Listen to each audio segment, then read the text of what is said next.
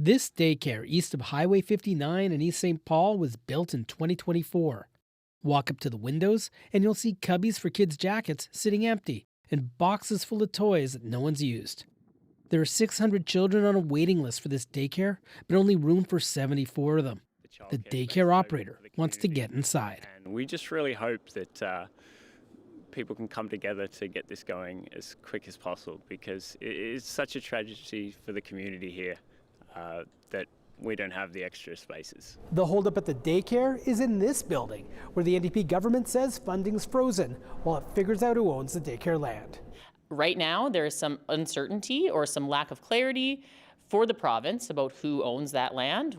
The East St. Paul daycare is one of 22 in Manitoba built in a project started by the former PC government.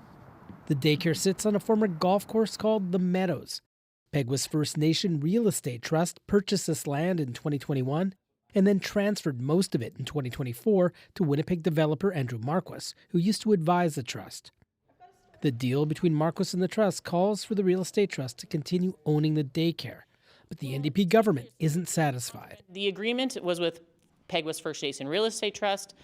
The province's expectation is that the real estate trust continues to own that land. Our understanding is right now they do not own that land. The budget to build the daycare was $5.5 million. The province paid almost 2/3 of that tab, but then stopped forwarding money in 2024. Since then, the construction company has placed a $2.4 million lien on the land to get the rest of its money. The electricity has been cut off because no one paid the bills, and someone even broke into the vacant building last year. The province says it's working with Peguis Real Estate Trust to get the power back on and allow kids into the daycare.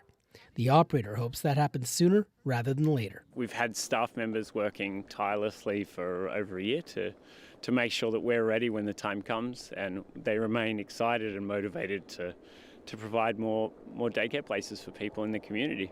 East St. Paul Council voted last year to split up the Meadows land between the Real Estate Trust and Marquis. Land titles won't reflect this until some conditions are met. Bartley Kivas, CBC News, Winnipeg.